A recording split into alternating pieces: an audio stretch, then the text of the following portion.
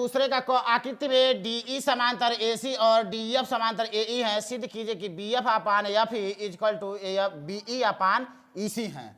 यही हमें सिद्ध करना है। चित्र दे चुका है, आकृति मतलब दिया है DE समांतर AC, यानी देखिए DE समांतर हमारा क्या है, AC है।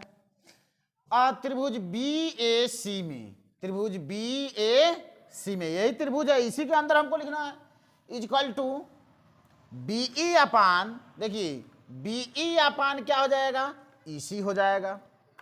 ठीक है, अब हमारा आ जाएगा त्रिभुज BAE में, BAE में अब इस त्रिभुज में आ गए हम, तो क्या होगा BD अपान क्या हो जाएगा, BD अपान DE। ठीक है, और इक्वल टू BF अपान कह रहा है, देखिए BF अपान F और E हो जाएगा, BF अपान क्या हो जाएगा, FE हो गया। तो अब हम क्या करेंगे, BD इक्वल टू, देखिए BD अपान DA फिर लिखेंगे, यही चीज से उतार देना है। और BE अपान क्या हो जाएगा, BE अपान क्या हो जाएगा, EC इक्वल टू कर दीजिएगा, फिर BF इक्वल टू BF अपान क्या हो जाएगा, F और E हो जाएगा। तो हमारा क्या है, देखिए BE अपान EC सेम उतार लेंगे यहाँ पर, equal to BF upon FE उतार लेंगे। अब इसको पहले शुरू में लिख दे रहे हैं, इसको हम क्या कर रहे हैं, बाद में लिख रहे हैं। BF अपान FE लिख करके equal to BE upon EC, यही हमारा क्या हो जाएगा, प्रूव्ड हो जाएगा। आइए अब अगला सवाल देखिए। ट्रिग्नोमेट्री है, साइन दे चुका है, sine A minus B equal to 1/2। तो हम क्या करेंगे, देखिए साइन है तो साइन रहेगा ही, A माइनस B है तो A माइनस B रहेगा ही, पहले इसी को लगा रहे हैं। 1/2 के जगह पर देखिए साइन में देखेंगे 1/2 किसका मान होता है, साइन 30 अंश का मान होता है 1/2। क्या होता है, साइन 30 डिग्री का जो मान होता है 1/2 होता है। साइन से साइन कट जाएगा, A minus B equal to 30 degree हो रहा है। अब जो है हमारा क्या करेंगे, ये समीकरण 1 हो जाएगा। दूसरा है कास A प्लस बी, दूसरा क्या दे चुका है जी, cos A plus B equal to 1/2। Cos है तो कास हमारा रहेगा ही, A प्लस बी है तो A प्लस बी रहेगा ही।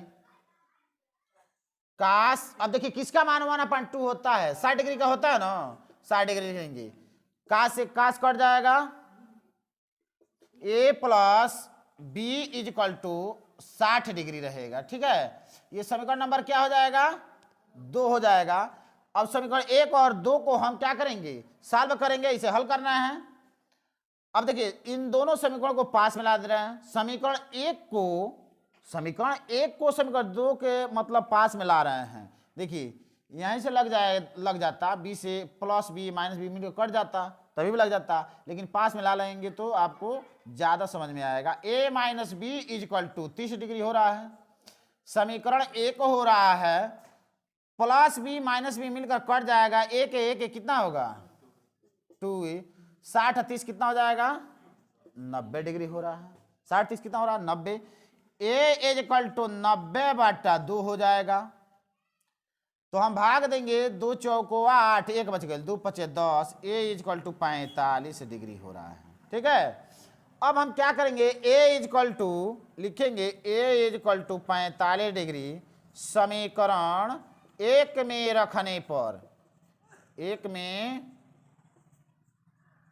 समीकरण 1 है ना जी, A minus B equal to 30 degree हो रहा है, समीकरण 1 उतार लिया है। एक के जगह पर 45 डिग्री दे रहा है, minus B equal to 30 degree, minus B है तो बी रहेगा ही, 30 है तो 30 रहेगा ही, प्लस 45 लेफ्ट साइड में, इसको राइट साइड में भेज देंगे तो क्या होगा, माइनस 45 डिग्री होगा। तो माइनस बी इक्वल टू 30 दिया है, 30 में से 45 घटाना है, यानी 45 का मान अधिकतम है, इसमें से घटा दीजिए, 5 और 4 में 3 गया 1, माइनस 15, माइनस से माइनस कट जाएगा, b इक्वल टू 15 डिग्री हो गया। ठीक है, यानी हमारा मान निकल चुका है, a इक्वल टू 45 डिग्री, एक ये आंसर हो जाएगा, और ये भी हमारा क्या हो जाएगा, एक आंसर हो जाएगा। B is equal to 15 degree हो जाएगा। ये हमारा आंसर हो गया। ठीक है, त्रिज्याएं 28 सेंटीमीटर और 7 सेंटीमीटर हैं। तो कह रहा है यदि बाल्टी की ऊंचाई 45 सेंटीमीटर हो तो बाल्टी की धारिता ज्ञात कीजिए। अब जो है हमारा कह रहा है एक शंक्वाकार बाल्टी के दोनों वृत्तीय सिरों की त्रिज्या एक शंक्वाकार, शंक्वाकार का मतलब एक शंकु का आकार का जो है हमारा क्या है, बाल्टी है। इस तरह से ये बाल्टी हो रहा है, शंक्वाकार है।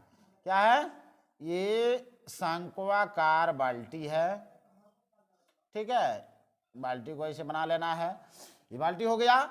और आधा जो इसका जो त्रिज्या है, इसका आधा जो त्रिज्या है 28 सेंटीमीटर दे चुका है। कितना दे रहा है, हम यहाँ पे लिख रहे हैं 28 सेंटीमीटर, ये हो जाएगा। और इसका जो त्रिज्या दे चुका है, कितना दे चुका है जी, 7 सेंटीमीटर, ये दे चुका है 7 सेंटीमीटर। इसका ऊंचाई कितना दे चुका है, शंक्वाकार जो बाल्टी की ऊंचाई है 45 सेंटीमीटर दे चुका है। यदि बाल्टी की ऊंचाई 45, मान लीजिए बाल्टी हो गया, इसका ऊंचाई हमारा 45 सेंटीमीटर का हो गया। अब हम क्या करेंगे, इसमें कह रहा है देखिए वृत्तीय सिरों की त्रिज्याएं, यानी फर्स्ट जो त्रिज्या हमारा 28 सेंटीमीटर, यानी फर्स्ट त्रिज्या को दो त्रिज्या दे रहा है, एक बड़े वाला का वृत्त का त्रिज्या, एक छोटे वाला वृत्त का त्रिज्या। तो कहने का मतलब यह है बड़ा वाला वृत्त में इसे का त्रिज्या है तो बड़ा है।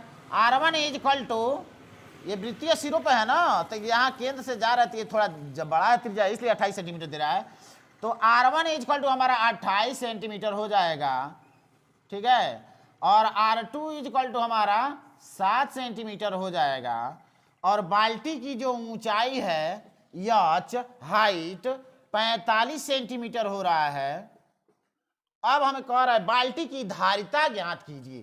तो लिखेंगे बाल्टी की धारिता इज इक्वल टू, बाल्टी की धारिता इज इक्वल टू 1/3 पाई, और कोष्टक में R1 का स्क्वायर प्लस R2 का स्क्वायर प्लस R1 गुण R2। इतना में हट नहीं रहा है, यहाँ से लिख रहे हैं। ठीक है, यहाँ से देखिए 1/3 पाई, और कोष्टक में R1 का स्क्वायर प्लस R2 का square plus R1 into R2 गुण यच।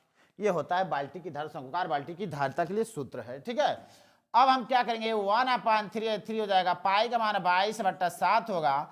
R1 का मान देखिए, R1 का मान हमारा दे चुका है 28 का स्क्वायर हो रहा है। ये वाला बड़ा कोष्टक से लगाइएगा, ये छोटा कोष्टक हो जाएगा। R2 का मान कितना दे रहा है 7, 7 का स्क्वायर, R1 इंटू R2 यानी 28 गुणे 7 कोष्टक क्लोज गुणे यच का मान 45 हो रहा है।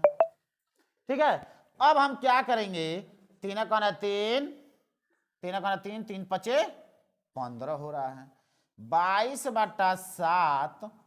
अब 28 का देखिए, 28 का वर्ग मतलब 28 का वर्ग कर रहे हैं, देखिए ऐसे स्क्वायर कर रहे हैं ना, 28 28 में कितना होगा, 8 9 64 का 4 हासिल हुआ 6, 8 दूना 16 और 6 22 हो जाएगा। 2 8 16 का 6, 2 4 1 5, 4 6 2 8 5 2 7, 784 हमारा हो रहा है। कितना हो रहा है, 784 हो रहा है। कितना हो रहा है, 784 हो रहा है।